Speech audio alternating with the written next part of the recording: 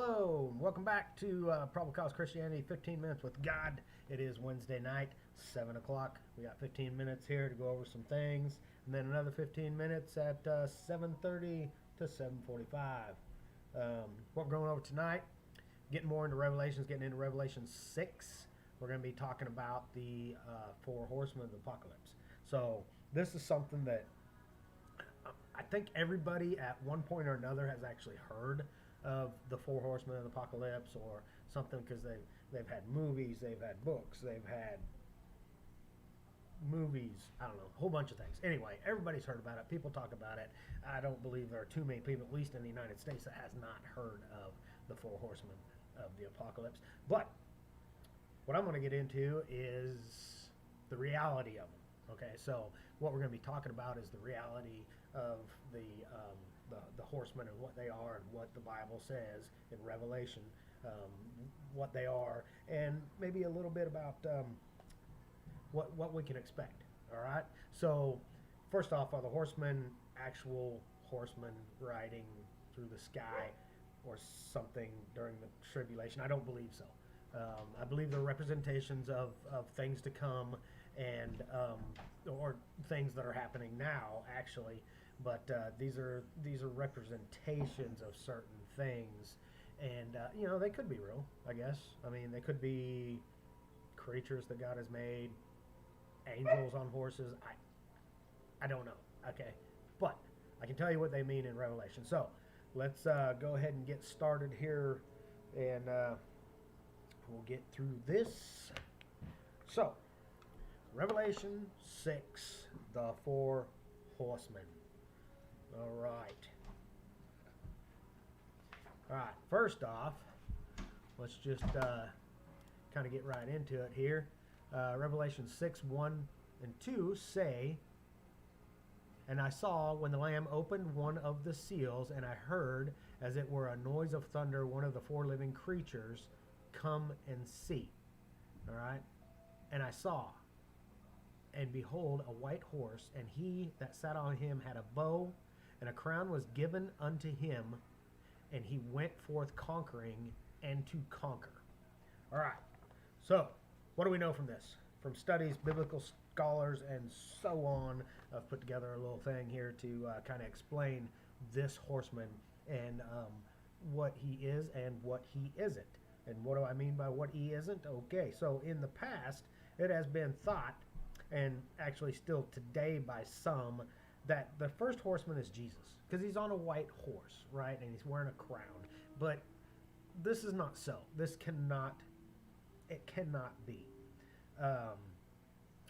Basically, it can't be, because let me explain this. If Jesus is in the throne room, he is the Lamb. We've already established that in the other videos. Okay, he's the Lamb that was slain. He's the only one that can open up the scrolls. So let me tell you right now, if he's opening the scroll, he cannot be in the scroll. So that is illogical. Doesn't make any sense. Now, I know people are like, well, God can do anything. Well, yes, God can do anything that is logically possible. Okay, that is something that's illogical. Okay, logically possible. You can't create a one-ended stick. Okay, or a I don't know, married bachelor. Can't happen. So anyway, this is just something that pretty much tells you that this is not Jesus. Okay, and secondly on this, the rider is carrying a bow, but he doesn't have any arrows. All right, he is ready for war, but not bringing war when he first comes. All right, so he is wearing a crown. The crown in this passage, in the Greek, in this where it's written, is Stephanos. Okay, it's a victor's crown. He's victorious, and that's what his crown is. Okay, Jesus wears a crown. It's called a diadema, which is basically a crown of sovereignty, a reigning king crown. A diadema it's a different kind of crown, and we know that they're in different places in the Bible. Okay, so it also says the crown will be given to him.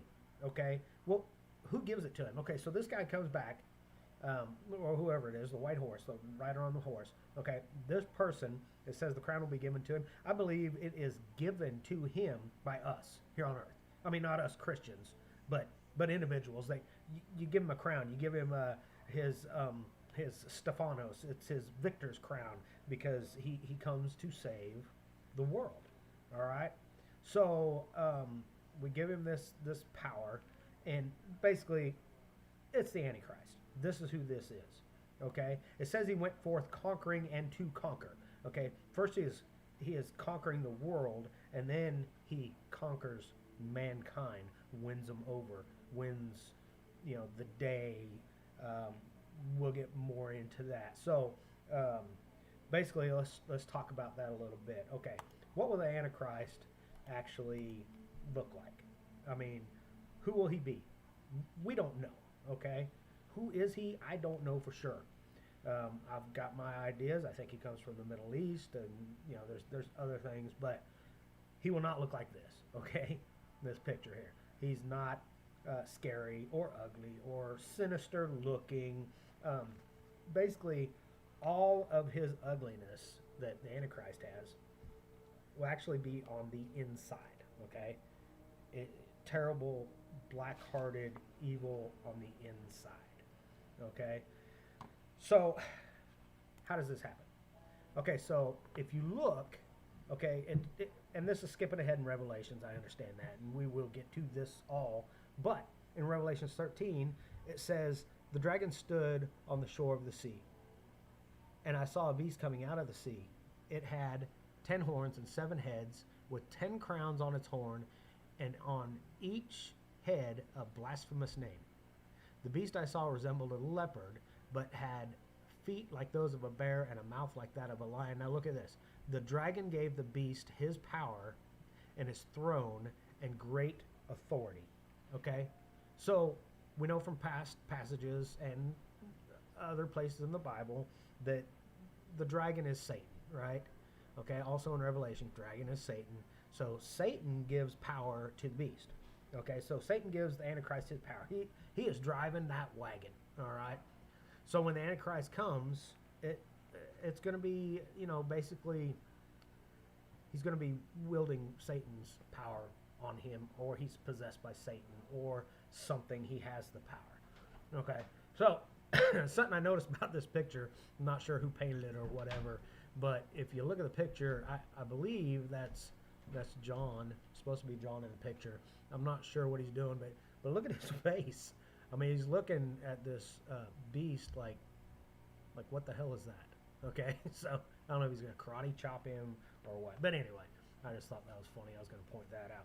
So, actually, the Antichrist, he's probably going to look more like this guy. Okay, he will be an intellectual genius. If you look in Daniel 7:20, 8:23, Ezekiel 28:3, intellectual genius. Okay. He's also going to have a persuasive, he's going to be a persuasive guy, a persuasive operator. Daniel 7:20, Revelations 13:2 is where we get some of that. He's going to be a shrewd politician, all right? He's going to be politically well-known, and he's going to rise to power pretty quick, okay? Daniel 11:21, Daniel 8:25 tell us about that, all right? So he's also going to be a financial genius. Okay, in Revelations 13:17, you can see that.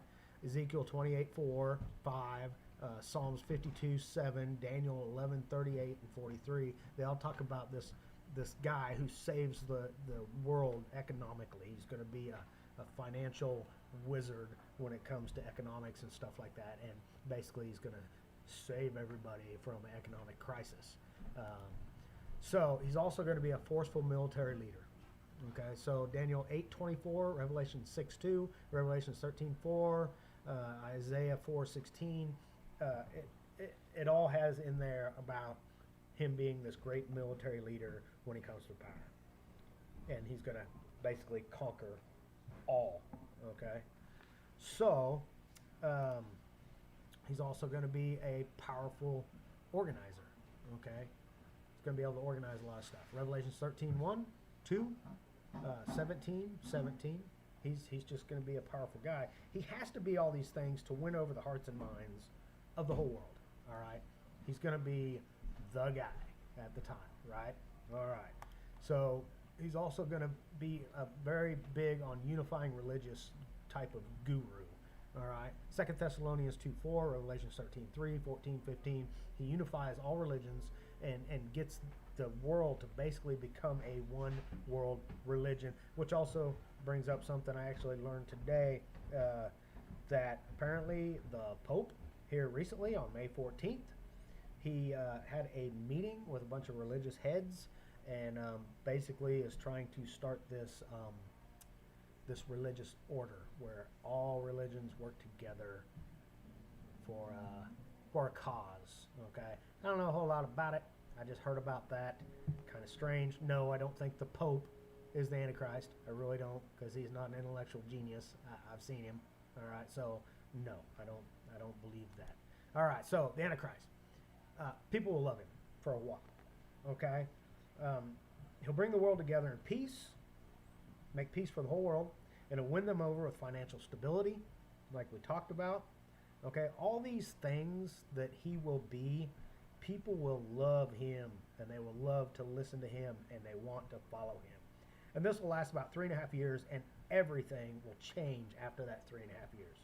Okay, so I know it's a little hard to understand how one person, one man, can actually bring about the whole world together, and people follow him, and they will do the stupidest things in the end times. I mean, you'll see people, it'll be ridiculous. There's just going to be, they're just going to follow this guy, okay? They're going to love him. But a lot of people like to think, well, how's that so? How's that going to happen? Who's going to follow this guy? Who's going to follow the Antichrist? Look back in history, and you look at Pol Pot, you look at Mussolini, you look at Hitler, all these people, especially Hitler, right? Okay, he rose to power in Germany, and he wasn't exactly a good-looking guy, not a nice guy, but he was very persuasive, and he made sure that Germany was in an economic crisis after World War I, and he actually rose to power based on the fact that he was going to help them economically and bring them up to be a world superpower. And these Germans, who were economically devastated, they were hungry, they were living in squalor. It was a horrible time, no doubt. They started following him, and the more they followed him, the more he blamed the Jews for the problems that they had. I don't know how. I don't know how he went about all this, but he did.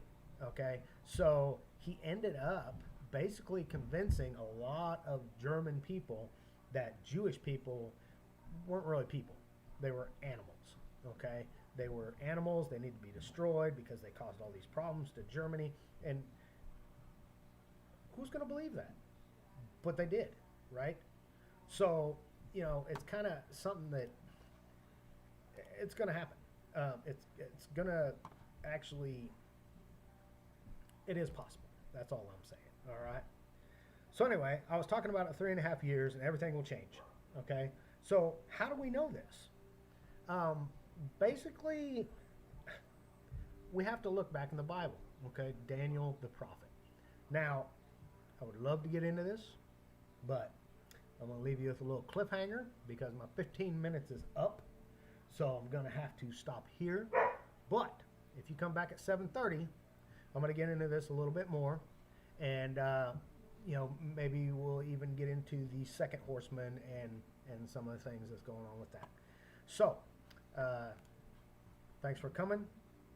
Again, if you have time, if you would, I would love for you to subscribe to my page, Probable Cause Christianity. It's on YouTube, right? So if you can, just get on there, sign up. It's real easy if you have a YouTube sign on. You can like stuff. You can give me messages. You can make comments. Hopefully they're good comments. And, I would really appreciate it if everybody that watches this could see it. Because the more people that like this or that make comments on it, the higher up I go on YouTube, and the more people learn about God and the Word of God and Revelation. And this is really something that people need to know about in these times. So please help me out. I promise it won't take more than probably 10 minutes for you to sign up for it. So anyway, we will see you back here in about 15 minutes. So I'll see you at 7:30, and we will move on to the next one.